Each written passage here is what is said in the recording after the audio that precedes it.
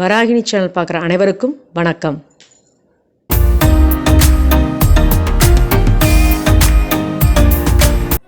இன்றைக்கி நம்ம பார்க்க போகிற வீடியோ என்ன அப்படின்னு பார்த்தீங்க அப்படின்னா, அரிசி இட்லி. வெறுனா அரிசி மட்டும் யூஸ் பண்ணி நம்ம இட்லி செய்ய போகிறோம். சூப்பராக இருக்க போது. இந்த 3 பொருள் தான், வேறு ஒன்றும் எக்ஸ்ட்ராலாம் கிடையாது. இது பச்சரிசி, குரண அரிசின்னு உங்களுக்கு கடையில் கிடைக்கும். இல்லை அப்படின்னா கூட நம்ம வீட்டில் இருக்க அரிசியை நம்ம மிக்சியில் 1-2 அடித்து கூட நம்ம எடுத்துக்கலாம். நான் அப்படி தான் பண்ணியிருக்கேன். குறையாக இருக்கும் பாருங்கள். இதுதான்.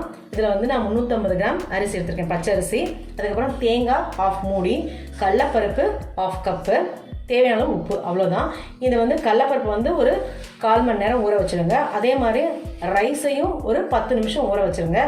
1 டம்ளர் ரைஸுக்கு 3 டம்ளர் தண்ணி வைக்கணும். ஏன் அப்படின்னு கேட்டிங்கன்னா, நம்ம நார்மலான ரைஸ்க்கு குக்கரில் வச்சோம் அப்படின்னா 2 அல்லது 3 டம்ளர் வைப்போம். இது கடலப்பருப்பும் கொஞ்சம் ஆட் பண்ணுறதுனால நம்ம 3 டம்ளர் தண்ணி வைக்க போகிறோம். வாங்க வீடியோக்குள்ள போகலாம். அரிசி இட்லிக்கு கொஞ்சமாக எண்ணெய் விட்டுக்கோங்க.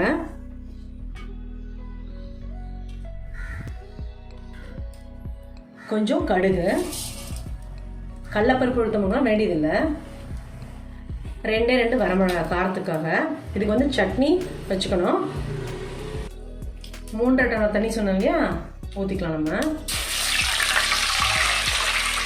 கொதி வந்தப்பறம் நம்ம அரிசியை போடணும். அரிசி கடலப்பருப்பு எல்லாமே கொதி வந்தப்பறம் தான் போடணும்.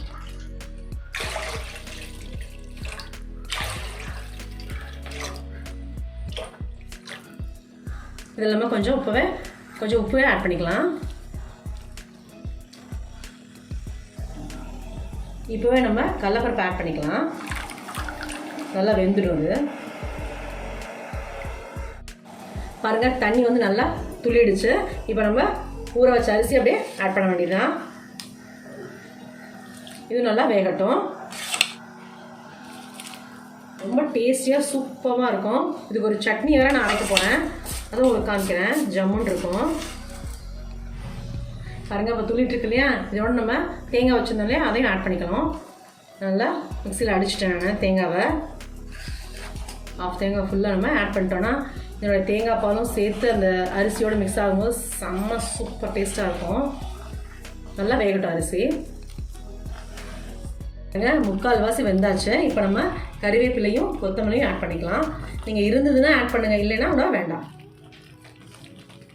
இப்போ கொத்தமல்லி ஆட் பண்ணிக்கலாம்.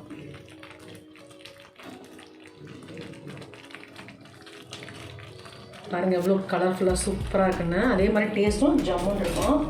இது ஆந்திரா ஸ்டைலில் பில்ல குடுமு அப்படின்னு சொல்லுவாங்க. தமிழில் நம்ம அரிசி இட்லின்னு சொல்கிறோம். இன்னும் கொஞ்சம் நேரம் அது வேகணும்.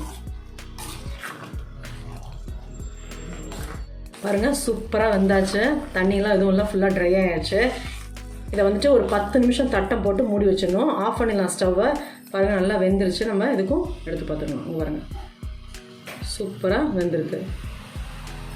இதை நம்ம ஸ்டவ் ஆஃப் பண்ணிடலாம். ஆஃப் பண்ணிவிட்டு ஒரு தட்டம் போட்டு ஒரு 10 நிமிஷத்துக்கு நம்ம க்ளோஸ் பண்ணி வச்சிடணும். சூடு ஆகட்டும். இதுக்கப்புறம் தான் நான் எப்படி இட்லி வைக்க போகிறேன் அப்படிங்கிறத நீங்கள் பார்க்கலாம்.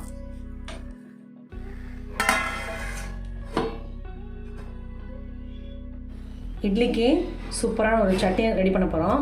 கொஞ்சம் எண்ணெய் விட்டுக்கலாம். கருப்பு உளுந்து, அதாவது உளுந்து ஜாஸ்தியாக இருக்கணும், கடலப்பருப்பு கம்மியாக இருக்கணும்.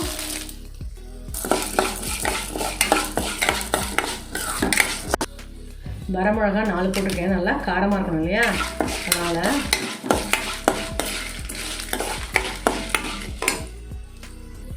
குடம்புளி ஒரு 1/2 எடுத்திருக்கேன். 1 கப் தேங்காய் துருவல். நல்லா அதையும் வதக்கணும். தேவையான உப்பு கொஞ்சம் போட்டுக்கோங்க.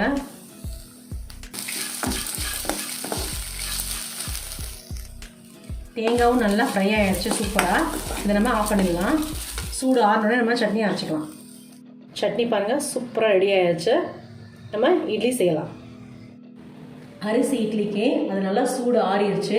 அதுக்கப்புறமா நம்ம பால்ஸ் மாதிரி இப்படி பிடிச்சிக்கணும். இப்போது எப்படி இட்லி வைக்கலாம் அப்படின்னு பார்க்கலாம். என்னப்பா அது இட்லின்னு சொல்லிட்டு தோசைக்கல் வச்சுருக்கோம் அப்படின்னு சொல்லி பார்க்காதீங்க. டிஃப்ரெண்ட்டான இட்லி இல்லையா அது. அதனால் ஒரு வெத்தலை எடுத்துக்கோங்க. அது மேலே இதை வச்சுக்கோங்க, நல்லா அப்படியே தட்டிக்கோங்க. தோசைக்கல்லில் போட்டு சும்மா ஸ்பைஸியாக சூப்பராக சாப்பிட்லாம். இதை அப்படியே கல்லில் போட வேண்டியது தான். சூப்பராக இதே மாதிரி எல்லாத்தையும் தட்டிக்கலாம். கொஞ்சம் எண்ணெய் விட்டுக்கோங்க, நல்லா கிறிஸ்பியாக எடுக்கலாம். செமையாக ஜம்முன்னு இருக்கும்.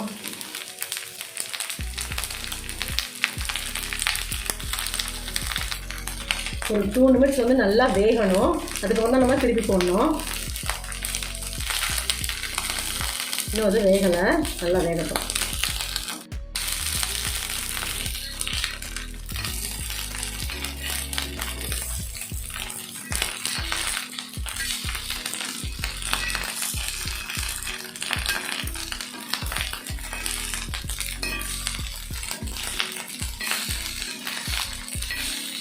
அது நல்லா சூப்பராக ஆகிடுச்சு. இதே மாதிரி பேக் சைடும் நல்லா வேகட்டும். ஒரு பிளேட்டுக்கு மாதிரி உங்களுக்கு காமிக்கிறேன்.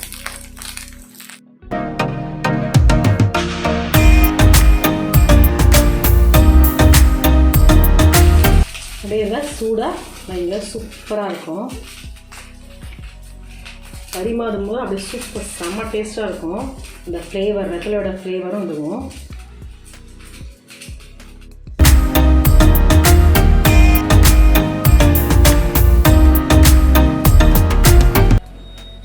அரிசி இட்லி சூப்பராக ரெடி ஆகிடுச்சு, ஜம்முன்னு இருக்குது. நீங்களும் இதே மாதிரி வீட்டில் ட்ரை பண்ணி பாருங்கள். இதே மாதிரி சட்னியும் அப்படி தான் நல்லா காரசாரமாக இருக்கும். ஏன்னா அது நம்ம காரம் வந்து கம்மியாக தான் போட்டுருக்கோம் இல்லையா, அதனால் செம்ம டேஸ்ட்டாக இருக்கும். இந்த மாதிரி டிஃப்ரெண்ட்டான டிஷ்ஷஸ்லாம் பார்க்கணும் அப்படின்னு நினச்சிங்கன்னா என்னோடய சேனலை சப்ஸ்கிரைப் பண்ணுங்கள். மறக்காமல் பெல் ஐக்கானை கிளிக் பண்ணுங்கள்.